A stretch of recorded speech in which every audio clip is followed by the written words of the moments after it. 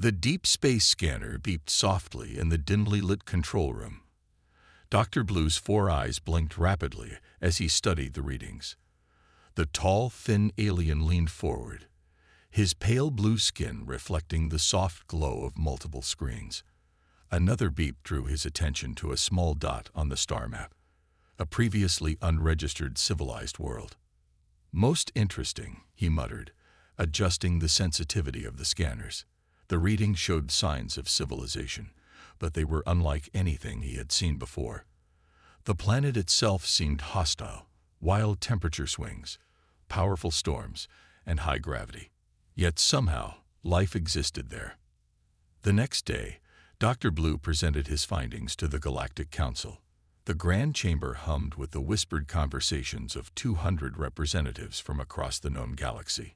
Most species shared similar traits, evolved on gentle worlds with stable climates and lightweight bodies adapted to low gravity. "Honorable Council members," Dr. Blue began, "our deep space survey has detected a new civilization in Sector 7. He gestured, and a hologram of Earth appeared above the chamber floor. "The planet appears to be inhabited by a species that calls themselves humans." Murmurs filled the chamber as the council members observed the harsh conditions of Earth. Massive oceans covered most of the surface, with frequent storms visible in the atmosphere. The gravity readings caused several members to gasp. "As you can see," Dr. Blue continued, "these creatures somehow survive on a death world. Their technology is primitive. They still burn fossil fuels for energy and rely on crude chemical rockets for space travel. Most remarkably, they appear to have evolved on this hostile planet rather than colonizing it." High Counselor Green rose from her seat, her delicate features showing concern. "Surely they must have some form of advanced environmental control. No civilized species could survive such conditions naturally." Dr. Blue shook his head. "That's the most fascinating part. They appear to have no significant environmental controls. They simply endure these conditions.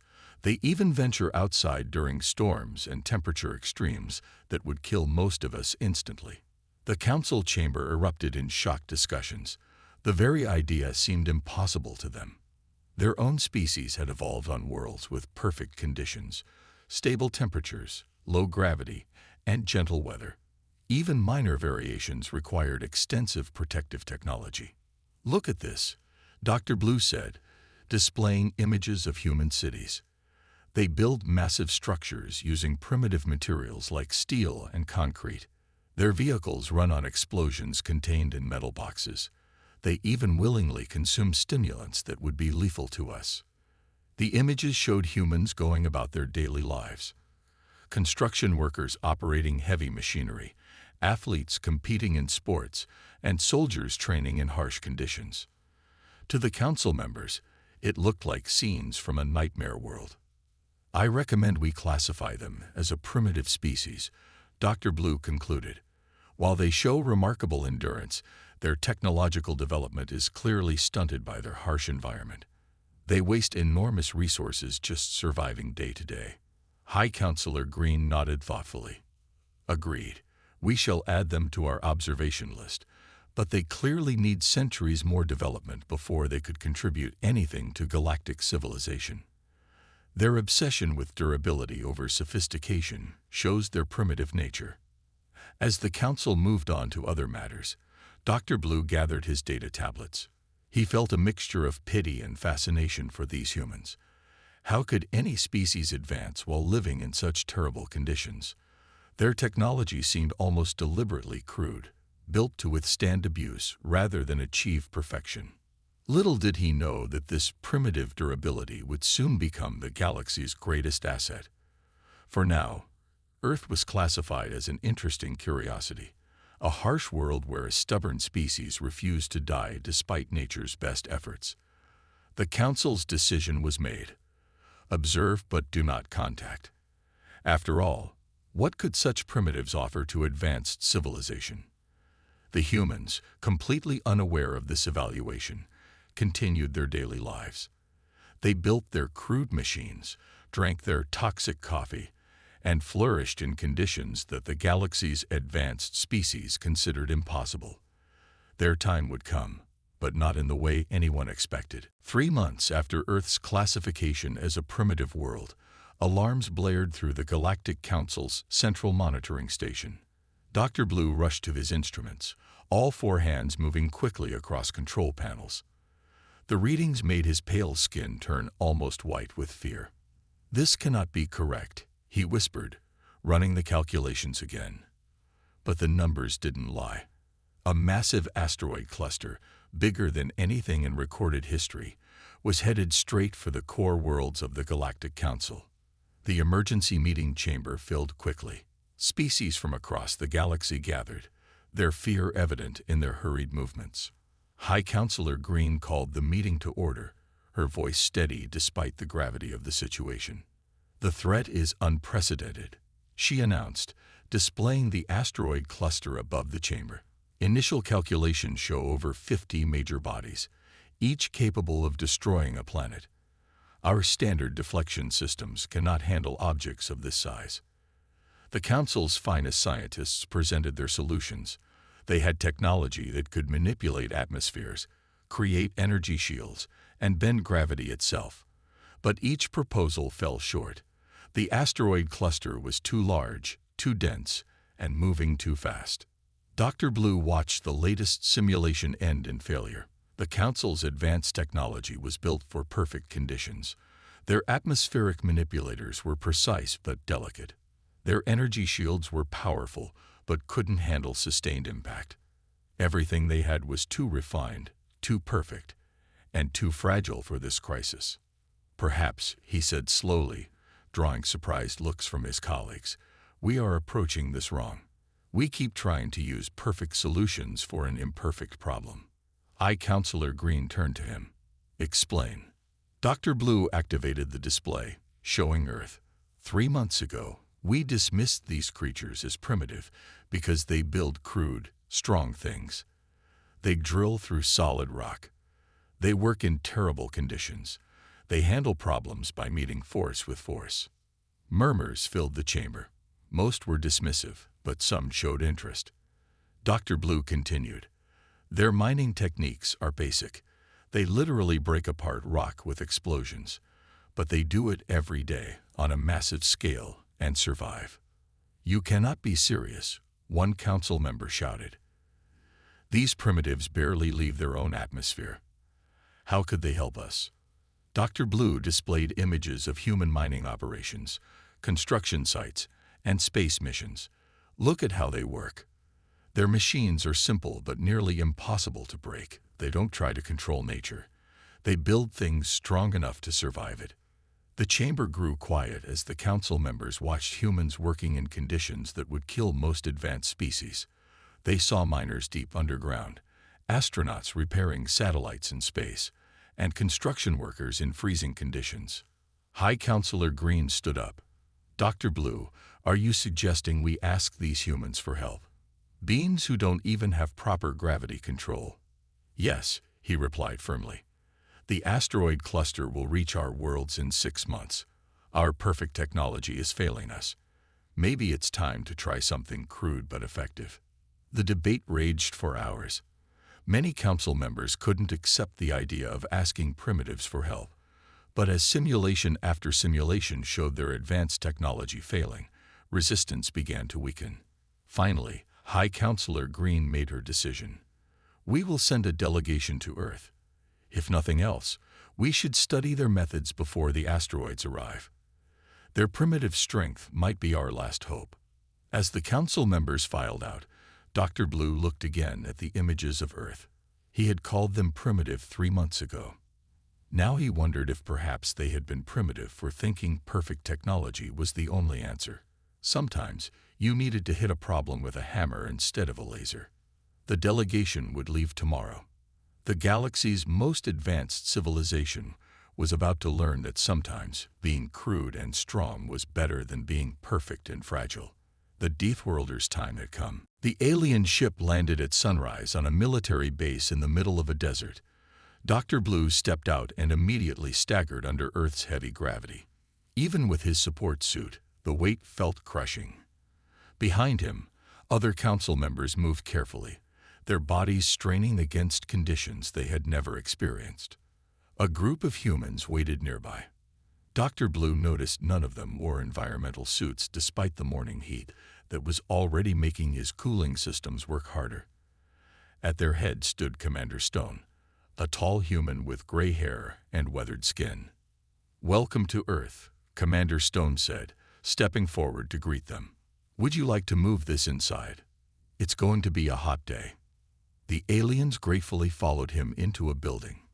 Inside, they found humans drinking dark liquid from cups, the bitter smell making their sensor systems flash warnings.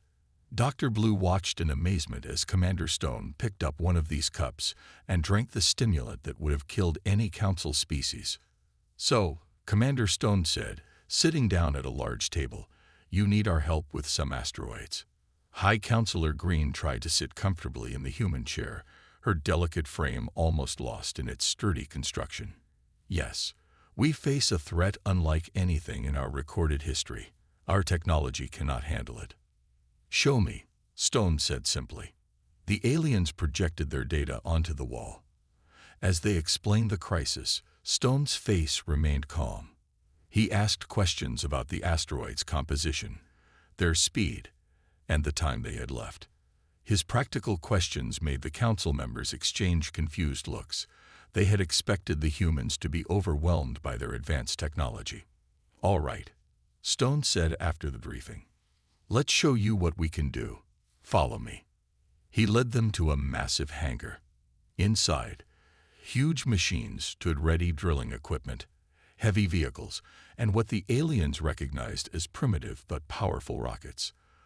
The sight of such crude technology made some council members whisper in disapproval. "These aren't pretty," Stone admitted, patting a massive drilling machine. "But they work. We've been digging holes and breaking rocks since before we had computers. Sometimes the old ways work best." Dr. Blue watched in fascination as humans demonstrated their equipment. They operated massive drills with casual ease, wearing only simple protective gear. They handled dangerous explosives with practiced care. Every piece of their technology was built to take punishment and keep working. "But how do you control such crude devices with enough precision?" High Counselor Green asked, watching a demonstration of mining explosives. Stone laughed. "We don't always need precision. Sometimes you just need to hit it hard enough. Show them the deep mining setup," he called to his team. The demonstration continued, and slowly, the council members' horror turned to interest. They watched humans work in conditions their species would consider lethal. They saw equipment that kept working after failures that would have destroyed their delicate machines. "Here's our proposal," Stone said later, spreading out paper maps. Actual physical maps that made the aliens blink in surprise. "We can adapt our mining and drilling equipment for space use. We've got experience breaking up big rocks. We just need to do it on a bigger scale." Dr. Blue looked at the simple but effective plans. The humans weren't suggesting elegant solutions or perfect techniques. They were proposing to meet the threat the same way they met every challenge, with sturdy machines, explosive power, and the ability to work in conditions that would kill most species. The council members began to understand. Perhaps this was why humans had survived on their death world. They didn't try to make everything perfect. They built things strong enough to survive when perfection failed. The cooperation between humans and aliens was about to begin.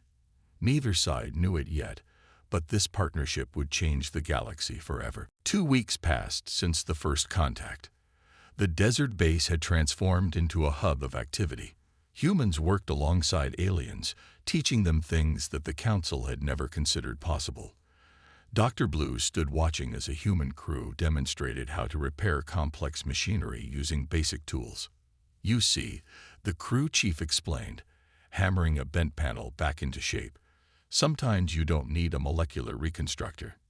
Just hit it until it works."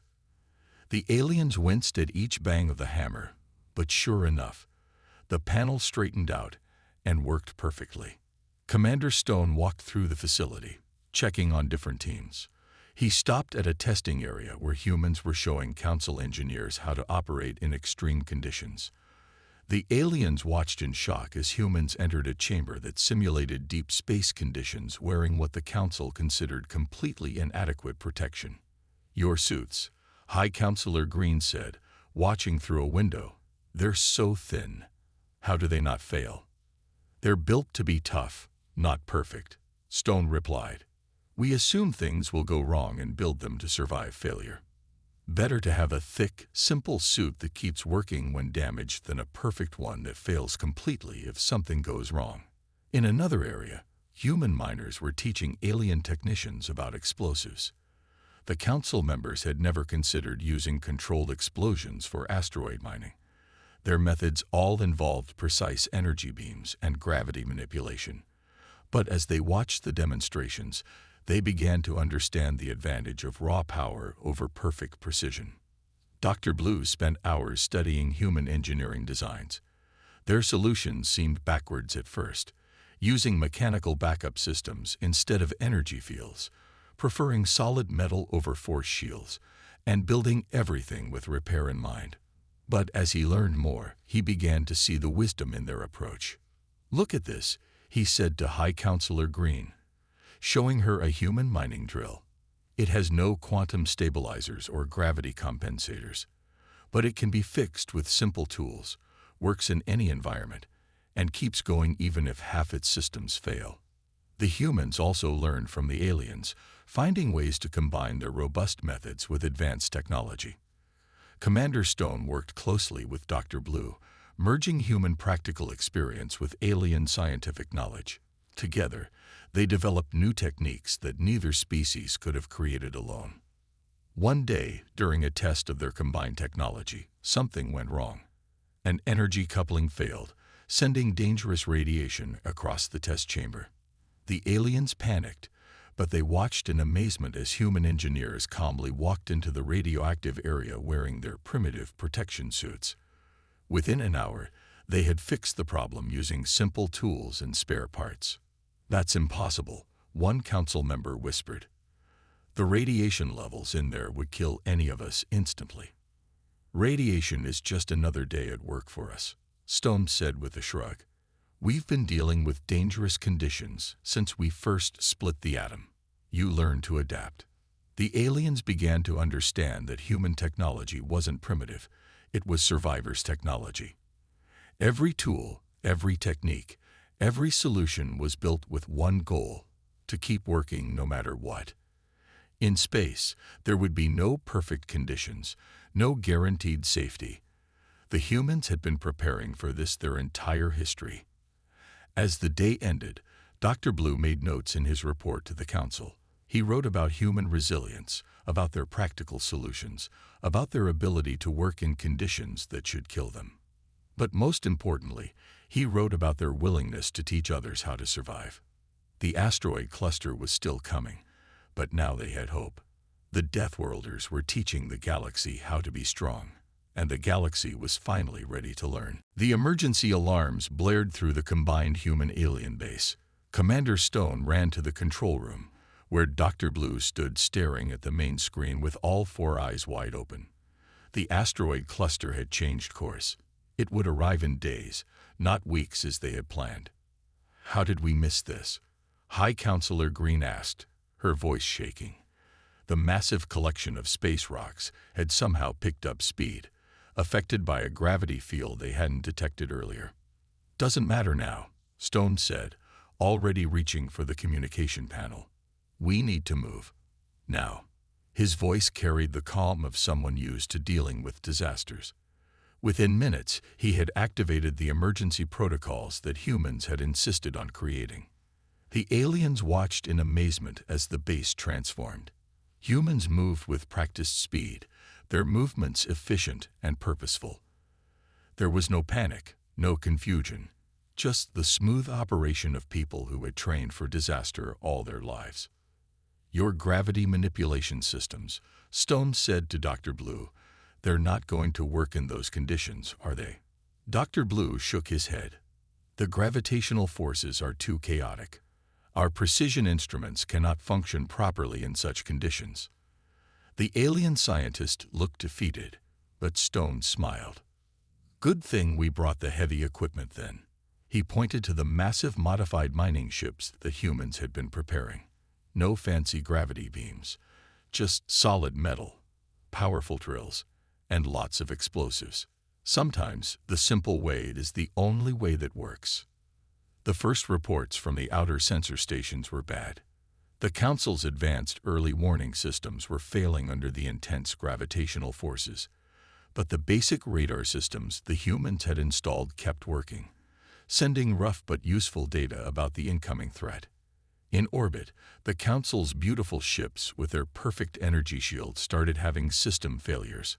The human ships, ugly by comparison, but built like space-going tanks, continued to function. Their thick hulls and mechanical backup systems didn't care about gravitational distortions.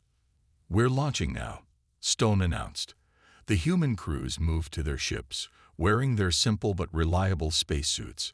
Some council members had insisted on coming along, wearing their own advanced protective gear. They would soon learn why humans preferred equipment that could be patched with tape over equipment that worked perfectly until it didn't. Dr. Blue joined Stone on the command ship.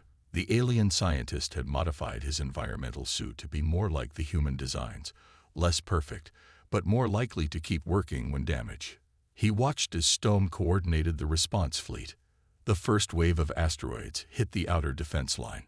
The Council's energy-based deflector systems failed almost immediately, but the human ships moved in, using massive drilling equipment to plant explosive charges deep in the rocks. It wasn't elegant, but it worked. "Warning," the ship's computer announced. "Gravitational distortion increasing. Council ships reporting critical system failures." Stone grabbed the communication system. "All Council ships, fall back to safe distance. We'll handle this part." He looked at Dr. Blue. "Your ships aren't built for this kind of punishment. Ours are." The alien ships retreated, their crews watching in awe as human ships drove straight into conditions that would tear their vessels apart. The Deathworlders were in their element, facing impossible odds with determination and crude but effective tools. Dr. Blue watched Stone coordinate the fleet. The human commander was calm despite the chaos around them, making quick decisions as situations changed. This, the alien realized, was why humans survived on their death world. They didn't just endure harsh conditions, they mastered them. The real battle was about to begin. The main cluster was approaching, and now everything depended on whether humanity's primitive solutions could succeed where advanced technology had failed. The massive mining ship shook as another gravitational wave hit it. Inside the control room, Commander Stone kept his hands steady on the controls while Dr. Blue monitored the sensor readings. Around them, the human crew worked with practiced efficiency, using tools and techniques that would have seemed primitive just months ago. "Main asteroid cluster approaching," the ship's computer announced. Through the reinforced viewports, they could see it. A mass of space rocks bigger than anything humanity had ever faced. The Council ships hung back at a safe distance, their sophisticated systems unable to handle the intense conditions. "All ships, begin mining sequence," Stone ordered.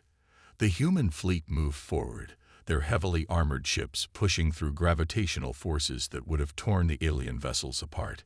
Each ship carried a combination of drilling equipment and explosives, modified from Earth mining operations. Dr. Blue watched in amazement as the human ships maneuvered between the asteroids. Their movements weren't graceful like Council ships. They were rough and powerful, like mining machines crushing through rock.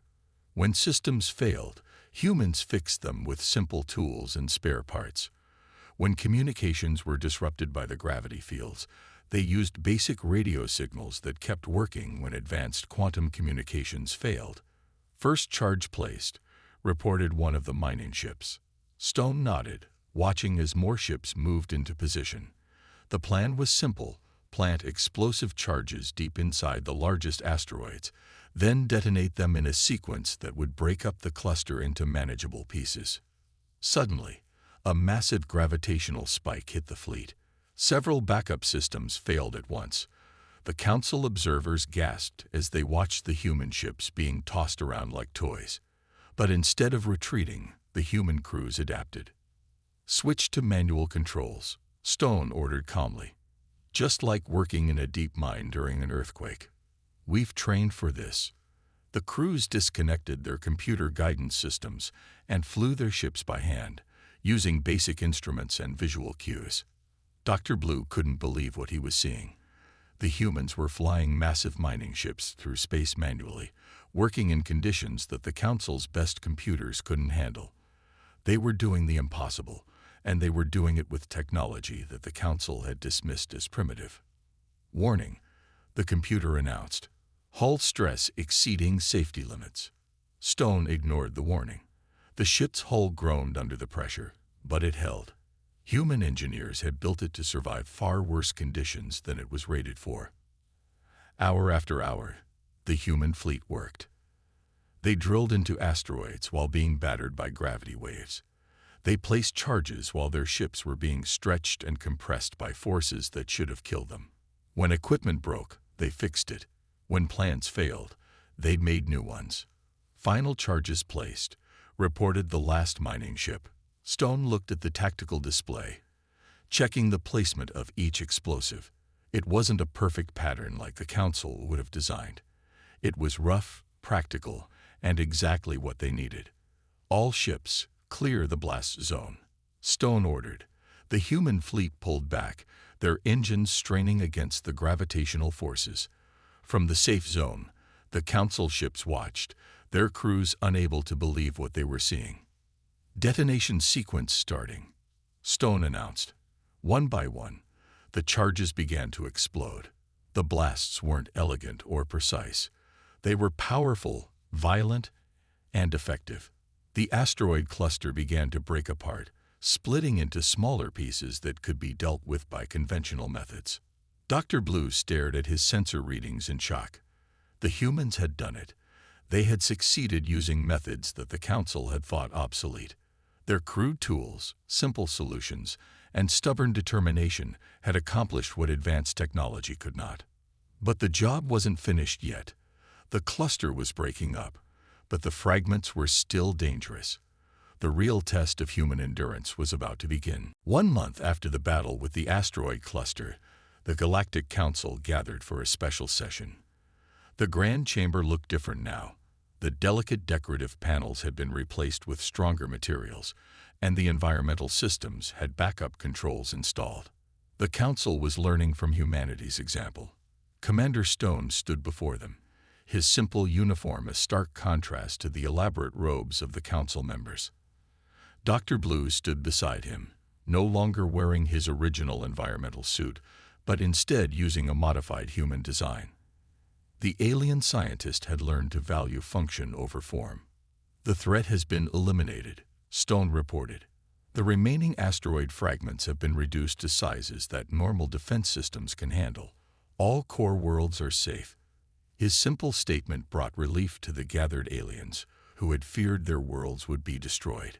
High Counselor Green rose from her seat. "Commander Stone, Dr. Blue, please tell the Council what you have learned from this experience." The chamber grew quiet, eager to hear their response. "I learned that I was wrong." Dr. Blue spoke first. 3 months ago, I called humans primitive because they built things to be strong instead of perfect. I thought their technology was crude because it was simple. I was wrong about everything. He gestured to the modified equipment around the chamber. "Look at what we've already changed. We're adding mechanical backups to our systems. We're making our ships stronger, not just more advanced. We're learning that sometimes the simple solution is the best solution." Stone stepped forward. "And we learned from you too. Your scientific knowledge helped us improve our methods. We still build things tough, but now we can make them work better too. Together, we're stronger than either of us alone." The Council members nodded in agreement. Many of them had watched the human ships work in conditions that should have been impossible. They had seen crews repair complex equipment with basic tools, survive in environments that would kill most species, and solve problems with simple but effective solutions. The Galactic Council has made a decision, High Counselor Green announced. Earth is now classified as an advanced civilization, and humans will be invited to join the Council as full members. She smiled. But more importantly, we want to learn from you. We need to understand how you survive, how you adapt, how you keep going when everything goes wrong. Stone looked surprised. You want to learn from us, but your technology is far more advanced than ours. Advanced doesn't always mean better, Dr. Blue said. Your coffee machines are simple compared to our food synthesizers, but they keep working even when the power fails. Your spacesuits are basic compared to our environmental fields, but they can be repaired with tape and spare parts. You taught us that survival doesn't require perfect technology. It requires technology that survives. The council chamber erupted in agreement. Plans were already being made to establish training programs where humans would teach other species their survival techniques. The galaxy was changing, becoming stronger, more resilient. Later, in a small meeting room, Stone and Dr. Blue sat together, drinking coffee. The alien scientist had finally learned to enjoy the bitter drink, another small sign of how things had changed.